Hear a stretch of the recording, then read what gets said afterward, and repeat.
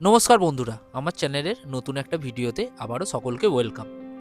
বেশ কিছুদিন আগে আমি একটা ভিডিও ছেড়েছিলাম অচেনা গোয়েন্দা চরিত্র নিয়ে, এবং সেই ভিডিওটা ইউটিউব অনেকের কাছে রেকমেন্ড করেছেন এবং আপনারা অনেকে লাইকও করেছেন এবং প্রচুর কমেন্ট এসছে।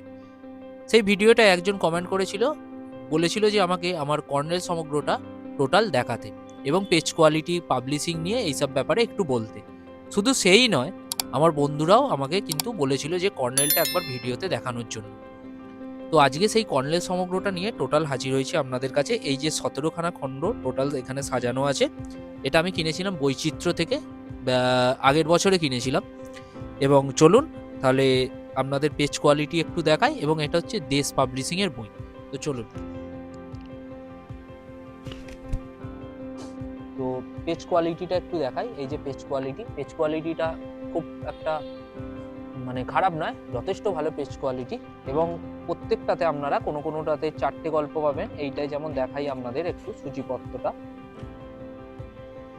এইটাতে আপনারা 1 2 3 4 5 6 7 8 9 10 11 12 12টা, এই যে টোটাল 12টা গল্প এইতে পেয়ে যাচ্ছেন। এরকম ভাবে 2 3 4 প্রত্যেকটাতে গল্প আছে। কোনোটাতে আছে 10টা, কোনোটাতে 8টা, কোনোটাতে 4টে, কোনোটাতে 5টা, এইভাবে আছে। এটা আপনারা চাইলে কিনতে পারেন। টোটাল আমি একসাথে কিনেছিলাম, দামটাও খুবই কম পড়েছিল।